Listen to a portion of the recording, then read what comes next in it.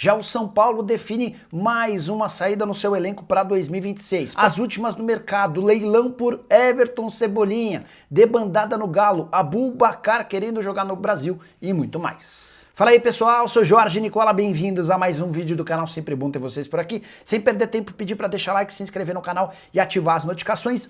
Preciso falar agora sobre Abubakar, centroavante camaronês de 33 anos de idade, que insiste em jogar no futebol brasileiro. Ele chegou a ser oferecido para alguns clubes na janela de julho, entre eles Grêmio, Cruzeiro e São Paulo. Nenhum dos três avançou e o Abubakar precisou se mudar da Turquia para o Azerbaijão, fechando com um time bem pouco conhecido chamado Nefit. Por lá ele tem 5 jogos e 3 gols, mas a fase do seu time não é bacana, 8ª colocação com 3 vitórias, 7 empates e 3 derrotas. Apesar de ter contrato até junho de 2026, o Abubakar insiste com seus representantes na América do Sul para que se encontre em janeiro um clube para que ele possa jogar. O Abubakar inclusive garante que consegue a rescisão do contrato no Azerbaijão sem qualquer custo.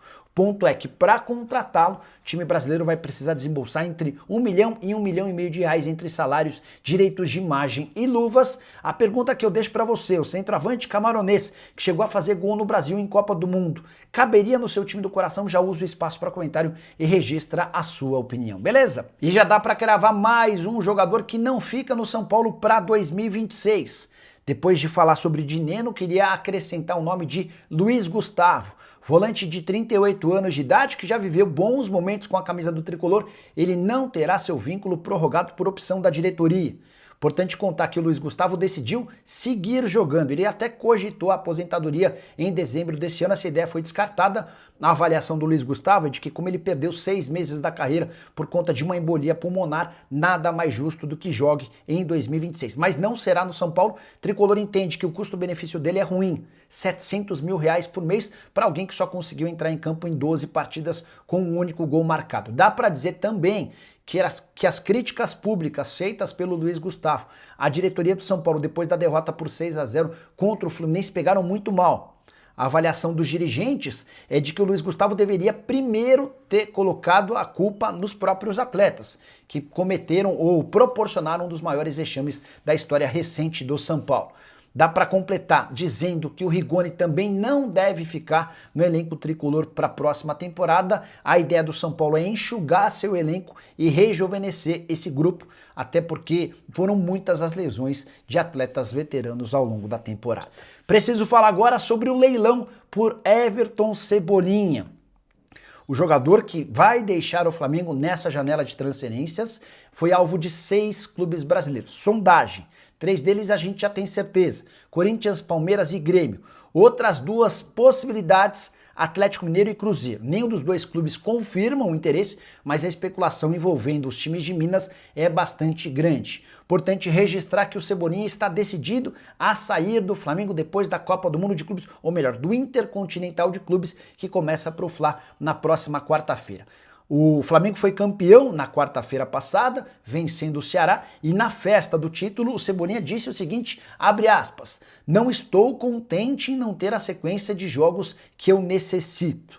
Foi a deixa para que o Flamengo fizesse essa negociação. Já havia contado para vocês que se o rubro-negro não vender o Cebolinha até 31 de dezembro, vai precisar pagar ao Benfica, a partir de 1º de janeiro, 1,5 milhão de euros. Isso consta no contrato entre as partes. Quando o Flamengo o comprou do Benfica por 13,5 milhões de euros, já existia essa cláusula no acordo.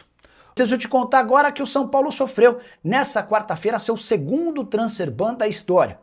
Os 2 transfer bans, ou punições, proibições de inscrições de atletas acontecendo no ano de 2025. FIFA decidiu punir o São Paulo pelo não pagamento de 5 milhões e 300 mil reais a Adrian Rocco, que é empresário do Caleri. O Adrian cobra desde 2021 o pagamento de uma comissão por uma negociação que levou o atacante argentino ao São Paulo. Tricolor alega que não fez o pagamento por discordar, divergir dos valores cobrados pelo empresário. Mas, diante dessa condenação que se transformou numa proibição de inscrição de atletas, o São Paulo promete juntar esse dinheiro e fazer a quitação dos 5 milhões e 300 mil reais ainda nessa semana. Antes disso, na metade dessa temporada, o São Paulo já havia sido punido com a proibição da inscrição de atletas por conta de uma dívida com o Cerro Porteño por Bobadilla, valor bem menor, que também já foi resolvido. Chama atenção o São Paulo, um dos clubes mais tradicionais e que sempre serviram de exemplo, sendo punido pela FIFA de forma recorrente nessa temporada. E você, o que pensa sobre o tema? Já usa o espaço para comentário para registrar sua opinião, só não esquece de deixar like e se inscrever no canal. A gente se encontra assim que surgir notícia. Tchau. E o São Paulo fez 2 acordos importantes fora das 4 linhas nas últimas horas. Tricolor e Casemiro acabaram com uma longa disputa judicial. Casemiro cobrava uma quantia milionária numa ação trabalhista contra o São Paulo. As partes fecharam um acordo em R$1.700.000, que serão pagos de maneira parcelada. O Tricolor vai ter a responsabilidade de quitar R$97.500 mensais até dezembro de 2026. Pode ser o primeiro passo para costurar o retorno do Casemiro ao Morumbis, quando o Casemiro decidir voltar ao futebol brasileiro. Segunda informação importante, na quarta-feira o São Paulo quitou cerca de R$6 milhões que devia a Adrian Rocco.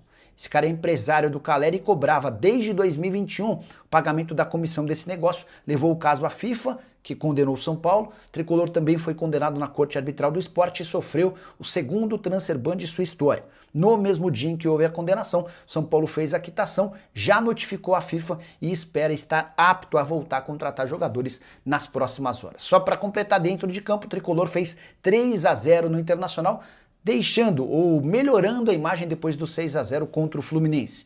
A rodada foi perto da perfeição pro Tricolor, além dos gols do Sabino, do Mike e do Luciano, que garantiram 3 pontos. São Paulo também viu o Corinthians tropeçar e o Atlético Mineiro dar adeus a qualquer chance de briga pela 8ª posição. Nesse momento, São Paulo tem apenas um concorrente na disputa pelo 8º lugar, que pode valer vaga na pré-Libertadores. O candidato é o Red Bull Bragantino, que fez 4-0 no Vitória. O São Paulo hoje tem 51 pontos, o Red Bull tem 48. Se o São Paulo empatar contra o Vitória na última rodada no Barradão, São Paulo estará garantido na 8ª colocação e aí vai precisar torcer para que Cruzeiro ou Fluminense sejam campeões da Copa do Brasil, abrindo a vaga na pré-Libertadores. Caso contrário, se o São Paulo perder para o Vitória, vai precisar torcer para que o Red Bull Bragantino no máximo empate contra o Internacional no Beira-Rio. Dessa maneira o Tricolor termina em 8º. Que história é essa de que o São Paulo pode ter R$200 milhões para gastar em reforços para a próxima temporada? O pessoal do UOL publicou nas últimas horas que São Paulo e Galápagos negociam a criação de um fundo que busca arrecadar R$200 milhões. Essa grana seria investida de forma exclusiva na contratação de atletas. E os cotistas teriam como retorno percentual da venda futura de jogadores contratados nesse modelo. Segundo o UOL também, negociações em fase inicial, mas as 2 fontes do São Paulo que eu consultei negaram com veemência qualquer tipo de acordo nesse sentido. O que o São Paulo e a Galápagos têm é uma negociação já há alguns meses para a criação de um fundo em Cotia para buscar cerca de R$250 milhões. Essa grana seria utilizada na contratação de atletas do sub-11 ao sub-20, que chegariam para Cotia e, quando vendidas, teriam direito a um percentual futuro. Perguntei ao presidente Júlio Casares: Júlio, existe alguma possibilidade de vocês terem R$200 milhões com a Galápagos para investimento em reforços do time principal? E o presidente assegurou que não, que deve ter havido alguma confusão na publicação que foi feita. O São Paulo trabalha com a Galápagos apenas na criação desse fundo para Cotia. Uma outra fonte do São Paulo, também bastante importante, assegurou que não existe nenhuma negociação no momento para a obtenção de R$200 milhões para reforços. O São Paulo está atrás de dinheiro para a contratação de jogadores, mas certamente essa cifra de R$200 milhões não será alcançada. Para fechar as notícias do São Paulo, 2 boas informações. O Tricolor deu sorte nos jogos dessa terça-feira. Isso porque o Vasco e o Grêmio, que são adversários do São Paulo na busca pela 8ª colocação, perderam. Para completar, o Corinthians enfrenta o Fortaleza no Castelão, no Ceará, com o time misto, com vários reservas. Diante desse cenário, uma vitória do São Paulo contra o Internacional nessa noite de quarta-feira, na Vila Belmiro, pode deixar o Tricolor bem perto da 8ª colocação, que no futuro não tão distante pode assegurar vaga na pré-Libertadores. Isso acontecerá se o campeão da Copa do Brasil for o Cruzeiro ou o Fluminense. E você, torcedor que me acompanha por aqui, o que você tem para comentar? Já usa o espaço para comentar e registra a sua opinião. Só não esquece de deixar like, de se inscrever no canal. A gente volta assim que surgir notícia. Tchau!